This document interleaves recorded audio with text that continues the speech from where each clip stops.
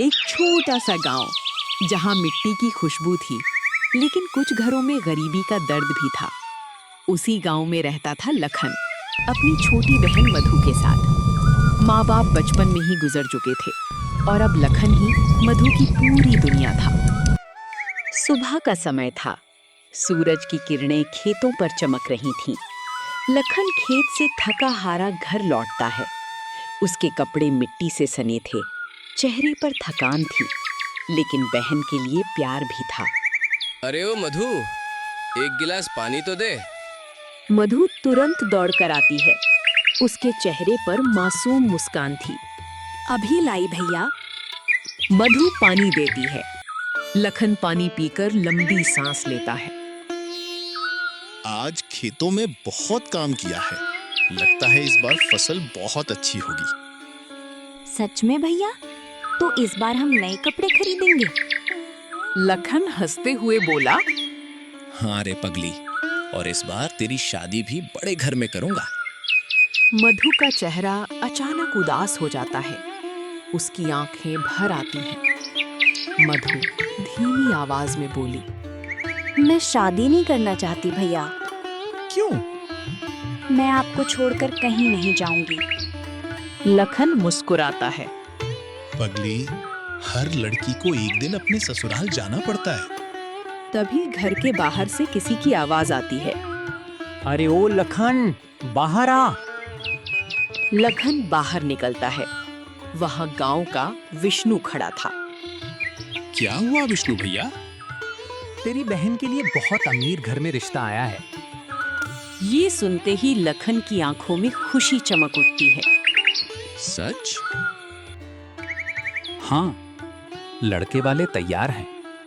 लेकिन क्या? दहेज में 4 तोला सोना और पूरा गृहस्थी का सामान चाहिए। कुछ पल के लिए लखन चुप हो जाता है। उसकी गरीबी उसकी आंखों में साफ दिख रही थी, लेकिन बहन की खुशी उसके लिए सबसे बड़ी थी। मैं सब दूंगा, बस मेरी बहन खुश रहनी चाहिए। उसी शाम लखन गांव के जमींदार के घर पहुंचता है। बड़ा हवेली नुमा घर, दरवाजे पर नौकर और अंदर बैठा था लालची जमींदार। अरे लखन, कैसे आना हुआ? जमींदार साहब, बहन की शादी तय हुई है। कुछ पैसों की जरूरत है। कितने? 1 लाख जमींदार साहब। जमींदार जोर जोर से हंसने लगता है। इतने पैसे मैं मुफ्त में नहीं दूंगा। मैं आपकी रकम लौटा दूंगा। जमींदार चालाकी से बोला। कुछ गिरवी रखना होगा। लखन कुछ देर सोचता है, फिर भारी मन से बोलता है, मेरी जमीन गिरवी रख लीजिए। जमींदार की आंखों में लालच चमक उठता है। जमींदार मन में, अब इसकी पूरी जमीन मेरी। दूसरी तरफ मधु जंगल के तालाब किनारे रो रही थी। तभी वहां राहुल आता है। क्या हुआ मधु? भैया मेरी शादी करवा रहे हैं। तो हम भाग चलते हैं। नहीं, भैया बदनाम हो जाएंगे। राहुल कुछ देर सोचता है, फिर उसके चेहरे पर चालाक मुस्कान आती है। एक काम करो, क्या? अपने भैया से कह दो कि तुम माँ बनने वाली हो।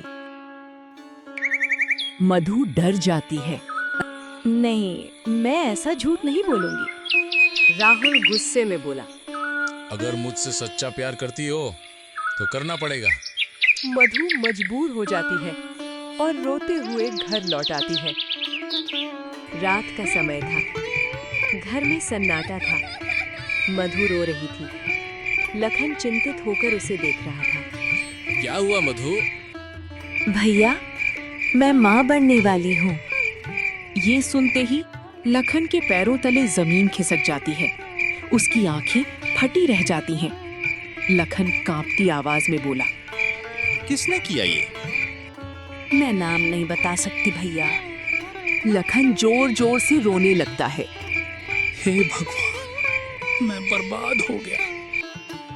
अगली सुबह पूरे गांव में खबर फैल चुकी थी। लोग घर के बाहर खड़े होकर बातें करने लगे। छी छी, बदचलन लड़की, इसे घर से निकाल दो। लखन चुपचाप सब सुनता रहा। उसकी आंखों में आंसू थे, लेकिन वो कुछ नहीं बोला। तालाब किनारे पहुंचती है। राहुल पहले से वहां खड़ा था। अब मुझसे शादी कर लो। राहुल हंसते हुए बोला, मैं? तुमसे शादी? लेकिन मैं सच में गर्भवती नहीं हूँ। झूठ हो या सच, अब गांव तुम्हें बदचलन मान चुका है। मधु की आंखों से आंसू बहने लगते हैं। तुमने मुझे धोखा दिया। अब तू अपना देख। राहुल वहां से चला जाता है। मधु अकेली रह जाती है। तालाब के किनारे टूटी हुई, बिखरी हुई, हवा तेज चल रही थी। आसमान में काले बादल छा चुके थे। मधु तालाब की तरफ बढ़ती है। उसकी आंखों से लगातार आंसू बह रहे थे। माँ, पिताजी, मुझे माफ कर देना। भैया, मैं आपकी इज्जत नहीं रख पाई। अब मुझे जीने का कोई हक नहीं। अचानक तालाब के पानी में तेज सुनहरी रोशनी फैल जाती है। पूरा जंगल चमक उठता है। तालाब के बीचों बीच एक सुनहरा घड़ा धीरे धीरे बाहर आने लगता है। लखन भी वहां पहुंच चुका था।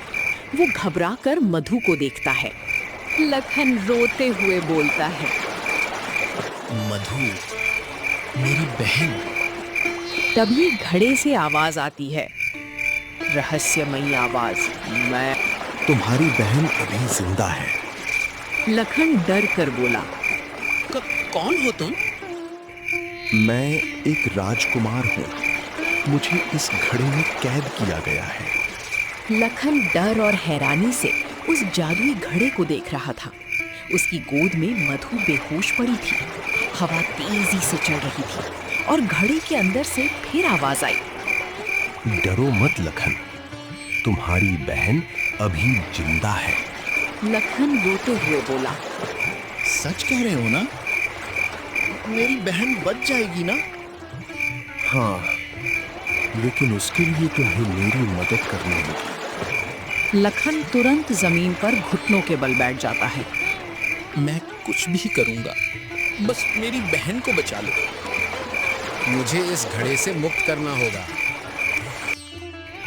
लेकिन तुम हो कौन? कुछ पल के लिए घड़ा चमकने लगता है और फिर अंदर से भारी आवाज आती है, मैं सूर्यगढ़ राज्य का राजकुमार आदित्य हूँ। मुझे षड्यंत्र करके इस घड़े में कैद किया गया है। कैद? लेकिन क्यों? घड़े की चमक और तेज हो जाती है, जैसे अंदर कोई दर्द छिपा हो। हमारे राज्य का मंत्री बहुत लालची था। वो राजा बनना चाहता था। उसने एक खतरनाक जादूगर की मदद ली और मुझे इस जादुई घड़े में बंद कर दिया। हे भगवान! मेरे पिता को लगा कि मैं मर चुका हूँ, लेकिन मैं अभी भी जिंदा हूँ। लखन ध्यान से सब सुन रहा था। उसकी आंखों में उम्मीद लौटने लगी थी। मैं तुम्हारी मदद करूंगा। मुझे क्या करना होगा? तुम्हें ये घड़ा मेरे पिता तक पहुंचाना होगा। जैसे ही उनके आंसू इस घड़े पर गिरेंगे, मैं आजाद हो जाऊंगा। मैं अभी जागा हूँ। लखन मधु को पेड़ के नीचे सुरक्षित लिटाता है और जादुई घड़ा उठाकर चल पड़ता है। रात बहुत गहरी हो चुकी थी। जंगल डरावना लग रहा था, लेकिन बहन को बचाने के लिए लखन हर डर से लड़ रहा था। रास्ते में एक बूढ़ा बाबा अचानक उसके सामने आ जाते हैं। सफेद दाढ़ी, हाथ में लकड़ी और आंखों में अजीब चमक। रुक जाओ बेटा। कौन है आप? इस घड़े को जहां ले जा रहे हो, वो रास्ता बहुत खतरनाक है। मुझे अपनी बहन को बचाना है। याद रखना, महल में हर कोई अच्छा नहीं है। तुम्हें धोखा देने की कोशिश होगी। लखन कुछ समझ नहीं पाता, लेकिन समय बहुत कम था। वो तेजी से आगे बढ़ जाता है। सुबह होने वाली थी। सूरज की हल्की किरणें आसमान में दिखने लगी थीं। तभी दूर विशाल सूर्यगढ़ महल दिखाई देता है। सोने जैसे चमकते दरवाजे, ऊंची दीवारें और चारों तरफ सैनिक। रुको, कौन हो तुम? मुझे महाराज से मिलना है। महाराज किसी से नहीं मिलते। ये बहुत जरूरी है। तभी सैनिकों की नजर सुनहरे घड़े पर पड़ती है और वे चौंक जाते हैं। ये घड़ा? वे तुरंत लखन को दरबार में ले जाते हैं। राज दरबार, चारों तरफ बड़े बड़े स्तंभ, बीच में सिंहासन और उसके पास खड़ा था वही लालची मंत्री। जैसे ही उसकी नजर घड़े पर पड़ती है, उसके चेहरे का रंग उड़ जाता है। नहीं, ये घड़ा यहाँ कैसे पहुंच गया? मंत्री गुस्से में बोला, अरे मूर्ख, तू ये घड़ा यहाँ क्यों लाया? मुझे महाराज से मिलना है। सैनिकों, इसे बाहर फेंक दो। तभी दरबार में महाराज प्रवेश करते हैं। सभी झुक जाते हैं। क्या हो रहा है यहाँ? महाराज, ये पागल आदमी कोई जादुई घड़ा लेकर आया है। महाराज, ये कोई साधारण घड़ा नहीं, इसमें आपके पुत्र हैं। पूरा दरबार सन्न रह जाता है। महाराज कांपने लगते हैं। क्या कहा तुमने? आपके पुत्र जिंदा हैं। महाराज कांपते हाथों से घड़ा उठाते हैं। उनकी आंखों से आंसू बहने लगते हैं। एक बूंद घड़े पर गिरती है और अचानक पूरा महल तेज रोशनी से भर जाता है।